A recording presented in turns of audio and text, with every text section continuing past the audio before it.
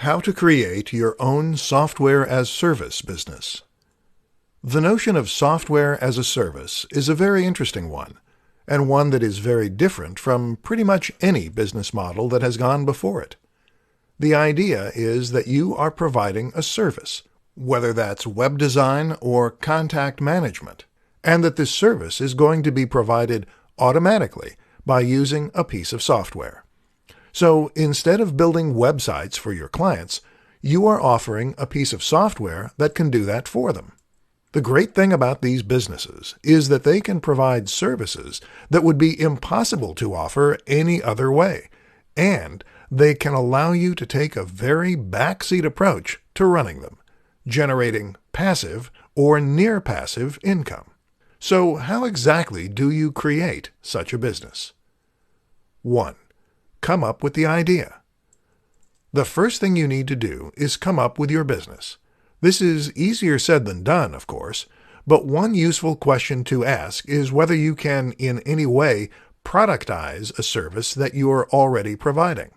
This is how Matt Mullenweg came up with the idea for WordPress, by asking how his web design company could be made into a product, and thereby scale to unforeseen heights. Another question is to think about the tools you use on a daily basis and how they could be better as an SAS. 2. Implement the idea. The next step is to implement the idea. The problem with this is that it will very often involve programming using a web-based programming language. This is code that will run on a server, and common languages include PHP and Python. These are very complex for beginners, which is why the best option is often to outsource the actual creation of the product to someone who knows what they're doing. Use Upwork or something similar to find the staff. Alternatively, you can try using a social network building solution, several of which do exist. 3. Market the idea. Finally, you just need to market your idea. A good place to start is with your existing client list, if you have one, and from there you can try building an email list as you would for any service. Often, SAS means B2B, but not always. Otherwise, you can try using advertising and more traditional means of internet marketing. Invest the profits you make into more advertising to scale up your business, and then watch as it grows. 6 ways to get funding for your new product idea. Got an idea for an amazing new physical product that might just change the world and make you a profit in the meantime? This is an incredibly exciting position to find yourself in, especially if you truly believe in the idea you have. That's also why it's so tragic to find yourself unable to make that vision into a reality. If you can't find the funds to manufacture your product, then you can't create it and you can't sell it. It's that simple. In this presentation, I'll show you 6 ways to find funding for your idea so that your good ideas never have to go to waste. 1. Crowdfunding. Crowdfunding means that you raise money from the crowd, aka the general public. You put forward your idea, show a working prototype in a video, and explain what it does. You then explain why you need money to make your idea a reality, and you give away some kind of reward in return. 2. Pre-orders. Another option is to take pre-orders for your product. This is another way to get money up front and test that the audience is there.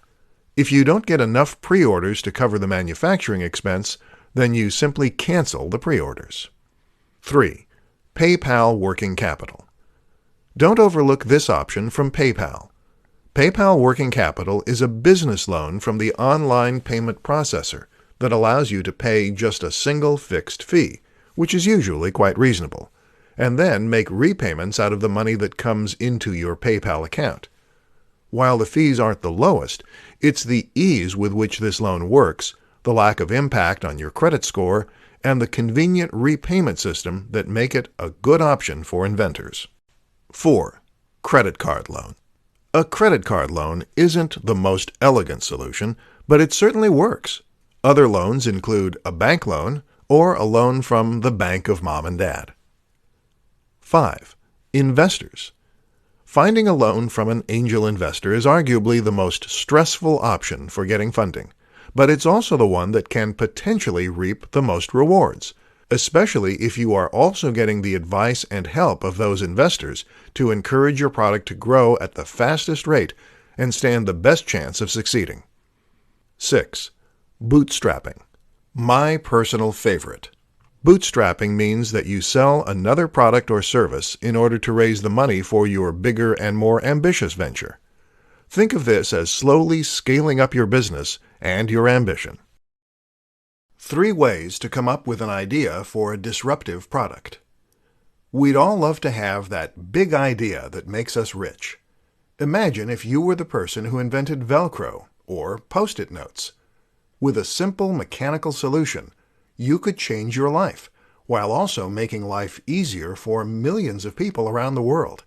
Not only would your own day-to-day life become much happier and easier, millions of dollars will do that, but you'd get to enjoy the incredible sense of accomplishment that only comes from doing it on your own. But can you force an idea to come? How do you encourage that spark of inspiration? Here are a few experiments you can use to trigger that next big idea. 1. Think about things that frustrate you. In business, this is called a process fix. It involves looking at the routine activities of that organization and then seeing where that routine could be improved upon. The thing is, you can also apply the notion of the process fix to real life. That might mean making it easier to open cans, making toothbrushes last longer, or defrosting the car more efficiently. In other words, ask yourself what you find to be regularly frustrating, and then challenge yourself to come up with a solution in product form. Chances are that if you could benefit from it, so too could other people. 2. Combine 2 useful products. They say there is no such thing as a completely novel idea. That instead, the closest thing is to combine 2 existing ideas into something new. Well, why not embrace that reality by simply combining 2 ideas you like into one new idea? You see tons of inventions that work this way and serve a dual purpose, thereby removing the need to order 2 separate items, and they're often very successful. 3. Go for the next big thing. Many of us dream of products we wish existed, but which we know are impossible to make. Often, a good way to come up with a great idea is to look at those ideas and then try to make them more realistic. How can you take an idea that's impossible and create the next best thing using the realistic resources you have available to you? Often what you'll find is that you can get much closer to fulfilling the original brief than you probably expected. Top mistakes that new entrepreneurs make. Got a big new idea? Great. In all likelihood, you're probably extremely excited to bring it to market, whether it's some kind of service or some kind of physical product. Either way, though, you are now at a crossroads. People have amazing ideas all the time, but it is rare that they actually do anything useful with those ideas. All too often, those ideas don't come to anything because the person with the said idea never takes a chance on it, or because they go about it in the wrong way. Here are some of the most common mistakes that have robbed the world of truly incredible ideas, and what you can do to prevent the same fate happening to your own innovations. 1. Not validating the idea. Validation essentially means testing that there is an audience for a product or service. Having a great idea is one thing, but having a great idea that will sell is another. And if you want to make this a business, then you need to be able to sell it. To find out, you need to do some kind of trial run. This could mean selling a beta version, taking pre-orders, or running a Kickstarter. Anything as long as you are actively testing to see if the demand is there. 2. Not getting help. Too many inventors and innovators want to do everything themselves. Want to make a website? Then perhaps you think you have to create the logo yourself and learn HTML and Python. No! The way real professionals do it is to always outsource the most difficult parts of the process. This will save you time, and it will also result in a more professional final product, because it will be built by people who do this stuff for a living. 3. Not telling anyone the idea. Why don't entrepreneurs get help? Often, it's because they don't want to tell people their ideas. Well, that makes it very hard indeed to get funding or even advice. If you're serious about your idea, then you need to start talking about it as soon as possible. Don't worry about people stealing your ideas. Either they have their own ideas or they don't have the means to do anything about your idea. The best way to protect an idea is to do it first and to do it best. In other words, stop making excuses and just do it. 4 ways to make your Kickstarter campaign more successful. These days, coming up with an idea for an invention and then planning on selling it is always going to mean making a trip to Kickstarter. Kickstarter is the preeminent crowdfunding site, which means it's a platform on which you can announce an idea for a product and then see if there is a desire for that product. If so, then viewers can become backers and help fund the project, eventually receiving the resultant product at the end as a thank you. This means you no longer have to find an angel investor and give away shares of your business, and you no longer have to remortgage your house and pin all your hopes on a crazy idea. But going on Kickstarter is not a guarantee of success. In this presentation, we'll take a look at how you can help ensure a positive outcome for your product. 1. Make a great video. The most important aspect of your product page is to make a stunning video. This needs to demonstrate all the best qualities of your product, and it should have high production values, which will help make you appear more professional and capable. Invest in a good camera and editing software, and if you don't have the knack, hire someone who does. 2. Offer exciting incentives. It is normal to incentivize backers by offering rewards for different levels of funding. As you might expect, it's important to ensure that these incentives are exciting enough to actually be worth the money, so make sure that they are, whether that means offering discounted products, bonus packs, or the backer's name somewhere in the credits. 3. Time it well. As with comedy, timing is everything in the world of crowdfunding. Make sure you time the actual launch of the product well, but also think carefully about how long the campaign should run for and when it's going to end. 4. Prep and pickup. A strategy recommended by Tim Ferriss is called prep and pickup. The idea is that you're going to work on all the emails, ads, press releases, and other marketing materials before you launch your product. From there, you will have everything ready to go, and all you need to do is click Send at the appropriate times when the product is live. This prevents the scenario where life gets in the way and you can't promote your product as much as you should. 4 innovative businesses you can learn from. Not every new business idea needs to be truly original. You can actually create a very successful business using only tried and tested formulas, and not even venture out that much into the unknown. In fact, this is sometimes the safer bet when it comes to creating a new business model. The problem is that it takes a truly innovative business idea if you really want to take the world by storm. If you're just happy to make a little money, then sure, something basic and already proven will work fine. But if you're looking to become a billionaire who forever changes the status quo, then you will need to come up with something completely new. Let me share 4 examples of companies that have done that in exciting ways. 1. Facebook. Facebook completely changed the way that we interact with one another, the way we stay in touch with friends, and the way that we make new acquaintances.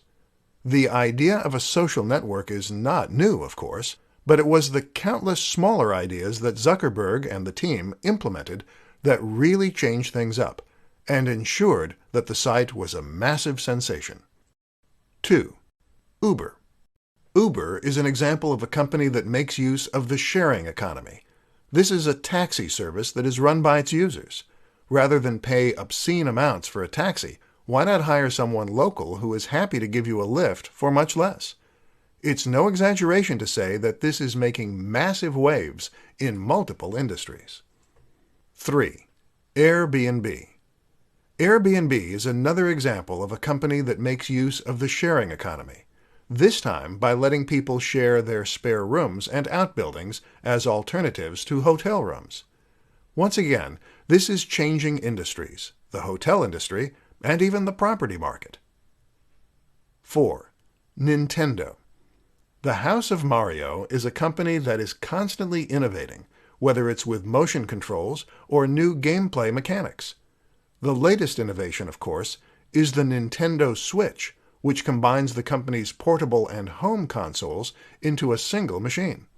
The appeal is the option to take AAA titles on the go with you, but then be able to play them on the big screen when you get home. It's early days yet, but so far the signs are very positive, and the company has sold more units than any other console at this stage in its life. In other words, you don't have to be a young, hip startup to innovate. How to market your new disruptive idea. Got a new idea for a product or service that is going to be truly disruptive and change the way we see the world? Great. Only you're not the first, and you probably won't be the last either. The thing is, ideas are a dime a dozen, and actually the hard part is marketing those ideas and getting them to sell. That's where the marketing part comes in, and that's the difficult part. Unfortunately, it's even harder in many cases when your idea is exciting and new. Why? Because there is less point of reference and less context that you can use to explain your idea. So how do you get the word out about your new concept? Let's look at some options. In the beginning, the main aim of your marketing is often going to be explaining what your product is. This is your elevator pitch, and it's important that you've come up with a simple way to explain succinctly and clearly what your idea is, who needs it, and what they need it for. Another useful concept is to focus on the value proposition. In other words, where does the value come from with your new service or product? How does using this product make life better? Will your users be richer? Will they have more fun? Or will it improve their health? While the how and the what might be new, very often the why will be universal, and this will be key in communicating your message. In order to do any of this, though, you're going to need to think about whom your product is marketed to, and who will want to use it. This will tell you where to present your message, and how to present it. Have a think about the typical demographic that is likely to use your product, and think of comparable products and whom they are targeted at. Looking at comparable products is also a good way to get inspiration for your marketing. Finally, don't be afraid to embrace the newness of your product or service. In other words, if your product is so different that it stands out, then this can actually help it spread by word of mouth. Consider those 5-finger shoes by Vibram. These drew the eye so much that they practically marketed themselves. How can you get people talking about your brand? How to test an idea before bringing it to market. One of the worst things you can possibly do as an entrepreneur or any business person is to invest a huge amount of time and money into an idea that doesn't have an audience. If you spend thousands of dollars or countless hours developing a product that no one buys, then of course it is going to be money down the drain. And of course that may sound obvious, but it is an unfortunate reality that happens far more frequently than you might think. The problem is that we will often assume that because we want a certain product, that there must be market demand for it too. Or because something has been successful in the past, it will likely be successful in the future. This is not the case, however, and if you want to ensure your product will be successful, then there are some different precautions you need to take. In this presentation, we'll learn what those are. 1. Validation. In business terms, we call what we just described validation. The aim is to validate an idea for a product or business, and then test if it really has appeal. One way of doing this is to try selling the product or service before it's finished. You can do this by offering a beta test of sorts, by taking pre-orders, or even by having a sales page that informs the buyer you're out of stock only once they try to make a purchase. This is important because very often people will say they're interested in an idea, but they're not necessarily willing to pay for it. To test if your idea truly has legs, you really need your audience to put their money where their mouth is. Then you can calculate how much money you would have made and whether or not that would have been enough to make the work worthwhile. 2. Fail fast. A similar approach is to invest as little time and money into an idea as possible, but still release the product or service. This way, you can then start selling it as quickly as possible and testing to see if there's an audience there. If the product sells as is, called an MVP or minimally viable product, then you can invest more time in developing it and marketing it. If not, you move quickly on to the next project. Hence, fail fast. How to find a need in a market and fill it. One of the best ways to come up with a successful business model, whether it's for a product or a service, is to find a simple need in a market and then fill it. In other words, what do people want that they don't have, and how can you satiate that need for them? If you can do this, then you'll be able to clearly communicate the value you offer and theoretically see a lot of sales as a result. In this presentation, we'll look at some ways you can identify those needs and fulfill them. 1. Look at existing products. One way to find a gap in the market is to look at the existing products in that space. What you'll likely find is that a few companies have got the niche stitched up, but that there is still room for improvement and still room for new products. Ask yourself, who are these products not catering to? What don't these products do that could be useful? 2. Look for pain points. They say that a good writer should always write what they know. Likewise, a good business strategy is to always stick with industries and niches that you understand. In other words, when you choose what you want to make or offer, it is best to choose something that you understand, rather than something that you've never used or experienced yourself. This way, you can think back to your own personal experience of that thing and ask yourself what could have been done better. Or if there is a product or service you use every day and it fails, ask yourself how that product could have been made any better. Is that something you can fix? 3. Survey the market. Another simple way to find things that aren't out there is to survey the intended market.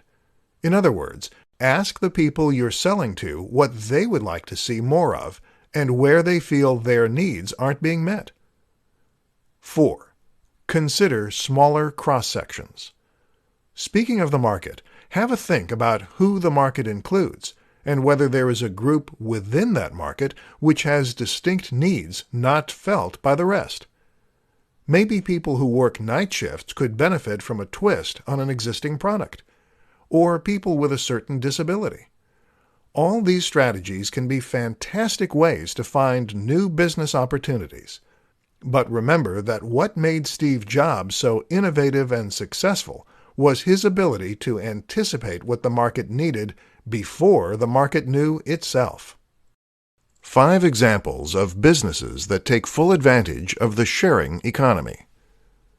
The sharing economy describes a move away from money and back to the free trade of services and products. Once upon a time, before money existed, we would bargain with other people for goods and services by offering things that we could do or offer in exchange for things that they could do or offer. Need someone to chop down a tree? Then offer to cut their hair, or give them some of your eggs. Then money came along and was used as a way to represent value. This could be traded for goods and services in lieu of providing goods and services back, thereby making transactions much simpler and easier. But at the same time, money also created many of the problems we see today, and you don't need me to tell you what those are. Fortunately, technology is giving us a way to take matters back into our own hands.